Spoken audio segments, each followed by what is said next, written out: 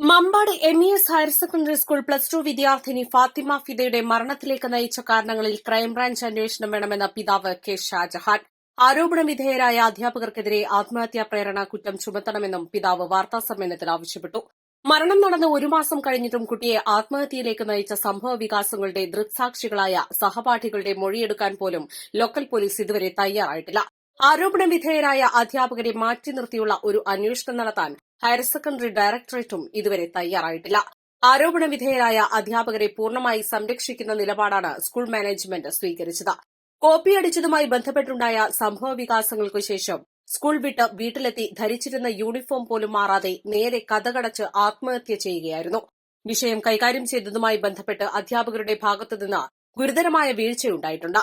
കുട്ടിക്ക് കടുത്ത മാനസിക സംഘർഷം ഉണ്ടാക്കുന്ന വിധം ക്രൂരമായാണ് അധ്യാപകർ പെരുമാറിയതെന്ന് സഹപാഠികൾ സാക്ഷ്യപ്പെടുത്തുന്നുണ്ട്.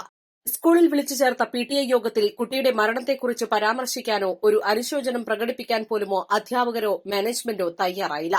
വിഷയത്തിൽ മുഖ്യമന്ത്രിക്കും വിദ്യാഭ്യാസ മന്ത്രിക്കും DGPക്കും കളക്ടർക്കും ജില്ലാ പോലീസ് മേധാവിക്കും ഹയർ സെക്കൻഡറി ഡയറക്ടർക്കും പരാതി നൽകിയിട്ടുണ്ട്. കോപ്പിയടിച്ചു കഴിഞ്ഞാൽ മറ്റു കുട്ടികൾ പോലും അറിയാത്ത രീതിയിലേക്ക് അത് ക്ലാസ് ടീച്ചർ കൈകാര്യം ചെയ്യാണ് പതിവ്. അതിവിടെ നടന്നിട്ടില്ല. എന്റെ കുട്ടീനെ കോപ്പി അടിച്ച് പിടിച്ചപ്പോൾ സാജിത എന്ന് പറഞ്ഞ മിസ് ആ ക്ലാസ്സിലെ മുഴുവൻ വിദ്യാർത്ഥികളും അറിയുന്ന രീതിയിലേക്ക് അത് കൈകാര്യം ചെയ്തു. അത് കഴിഞ്ഞ് എക്സാം കോഡിനായിട്ടുള്ള ഹാഫിസിനെ എന്റെ കുട്ടീനെ ഏൽപ്പിച്ചു. ആഫീസ് നേരെ കൊണ്ടുപോയിട്ട് സതീഷ് വർക്കിന്റെ അടുത്തേക്ക് എന്റെ കുട്ടീനെ കൊണ്ടുപോയി. സതീഷ് വർക്കിയും ഹാഫീസും എന്റെ കുട്ടീനെ ഒരുപാട് നേരം സഹായിച്ചു. ഇതൊക്കെ ഞാൻ അറിയുന്നത് എന്റെ അടുത്തേക്ക് എന്റെ കുട്ടീന്റെ കൂടെ പഠിക്കുന്ന വിദ്യാർത്ഥികൾ എന്റെ വന്നിട്ട് ഉപ്പ ഞങ്ങളുണ്ട് നിങ്ങളുടെ കൂടെ എന്ന് പറഞ്ഞിട്ട് ഈ വിഷയങ്ങളൊക്കെ എന്നോട് പറയാണ്. ഇങ്ങനെയാണ് ഇപ്പൊ സംഭവിച്ചിട്ടുള്ളത് എന്നുള്ള രീതിയിൽ അപ്പോഴാണ് നമ്മൾ ശരിക്കും ഇത്ര മാത്രം എന്റെ കുട്ടിയെ ഹറാസ്മെന്റ് നേരിട്ടിട്ടുണ്ട്. അതല്ലാണ്ട് കോപ്പി അടിച്ചതിന്റെ പേരിൽ ഞാൻ എന്റെ കുട്ടി ഒരിക്കലും ജീവൻ അവസാനിപ്പിക്കും എന്നുള്ള കാഴ്ചപ്പാട് എനിക്കില്ലായിരുന്നു.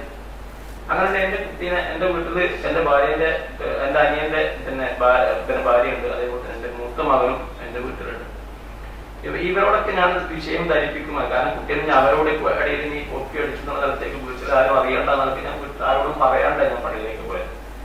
അവളുടെ മനസ്സിൽ ഇങ്ങനെ ദുശ്ചിന്ത കയറി വരും, അല്ലെങ്കിൽ അവൾ ഇങ്ങനെ സ്വയം അവസാനിപ്പിക്കുന്ന രീതിയിലേക്ക് അവരെ മെന്റലി അവളെ ഇത്ര മാത്രം തയ്യാറാക്കിയിട്ട് സ്കൂളിൽ നിന്ന് പറഞ്ഞയച്ചെന്ന് എനിക്കറിയില്ല. ഞാൻ നമസ്കാരം കഴിഞ്ഞ് 1:21 വീട്ടിലെത്തിയ സമയത്ത് മോളെ അന്വേഷിച്ച സമയത്ത് മോള് റൂമിലിട്ടെന്ന് പറഞ്ഞു. എങ്ങനെ മുട്ടിയിട്ട് തുറക്കുന്നില്ല. ഞാനും മകനും എല്ലാവരും കൂടി തള്ളി തുറന്നപ്പം കണ്ടതെന്റെ മോള് ഫാനിൽ കെട്ടി തൂങ്ങി നിൽക്കുന്നതാ കണ്ടത്. ആ സമയത്ത് ഞാൻ ഇനി എന്താ ചെയ്യേണ്ടതെന്നുള്ളൊരു ഒരവസ്ഥയിലായിരുന്നു ഉണ്ടായിരുന്നത്. അത് കഴിഞ്ഞ് മോളുടെ അടക്കം കഴിഞ്ഞാൽ രാത്രി എനിക്കൊരു ആക്സിഡന്റ് സംഭവിച്ചു. ഞാൻ എന്റെ പ്രഷർ വേരിയേഷന് 60-40 ആയിരുന്നു ആ സമയങ്ങളിൽ. അത് കഴിഞ്ഞ് ആക്സിഡന്റ് കിട്ടുന്ന സമയത്ത് എനിക്ക് 150 ആക്കില്ല. ഞാൻ ബസ്സിന് പോയിട്ട് എന്റെ ബൈക്ക് ഇടിച്ചു. കണ്ണിൽ ആകെ ഇട്ട് കയറിയിട്ട് ഞാൻ ബസ്സിന് പോയി. ഞാൻ അറിയാണ്ട് കണ്ണിൽ കാണാണ്ടായപ്പം തട്ടിപ്പോയതാണ്. കാലിനും കയ്യിലൊക്കെ പരിക്ക് പറ്റി കുറച്ച് കിടപ്പിലായിരുന്നു. അത് കാരണമാണ് ലീഗലായിട്ട് ഒരു മൂവ്മെന്റിനോ മറ്റു സംഗതിക്കോ ഞങ്ങൾക്ക് ഇറങ്ങാൻ കാലതാമസം സംഭവിച്ചത്. ആ ഒരു കാരണത്തിന്റെ പേരിലാണ് വൈകിപ്പോയി. ഞാനൊന്ന് ഹെൽത്തി സ്റ്റേബിൾ ആയപ്പം എന്നെ 1-2 ചാനലിൽ എന്നെ വിളിച്ചിട്ടുണ്ടായിരുന്നു. എനിക്ക് ഒരു ടിക്കറ്റ് തരുമോ എന്നുള്ള ഭാഗത്തേക്ക് മാതൃഭൂമി അങ്ങനത്തെ പേരുകൾ എനിക്ക് ഓർമ്മ വന്നു. 2 ആളെ വിളിച്ചിട്ടുണ്ട്. പക്ഷെ ആ സമയങ്ങളിലൊക്കെ എന്റെ പ്രഷർ വേരിയേഷൻ, മെന്റലി ഡിപ്രഷനും എല്ലാം കാരണം എനിക്ക് ആരെ സംഭവിക്കുന്നതൊന്നും പറയാൻ പറ്റാത്ത അവസ്ഥയിലായിരുന്നു. ഇന്ന് എന്റെ മകൾക്ക്, കാരണം ഇന്ന് ഫാത്തിമ ഫിദക്കാണ് ഇതുപോലെ ഒരു ഉപ്പ ഉണ്ടാവാൻ പാടില്ല. വാർഡ് മെമ്പർ VT കാസിം ചെയർമാനായി ആക്ഷൻ കമ്മിറ്റി രൂപീകരിച്ച ഫിദയുടെ നീതിക്ക് വേണ്ടി നാട്ടുകാർ സമരരംഗത്തേക്ക് ഇറങ്ങുകയാണ്. ആദ്യഘട്ടമെന്ന നിലയിൽ ഈ മാസം 15-ന് ബുധനാഴ്ച സ്കൂളിലേക്ക് ബഹുജന മാർച്ച് നടത്തുമെന്നും ഇവർ പറഞ്ഞു. മാതാവ് P Naseeha, action committee vice chairman Sawad Alipra, convener K Sajad എന്നിവരും വാർത്താസമ്മേളനത്തിൽ സംബന്ധിച്ചു. East Live, Malappuram.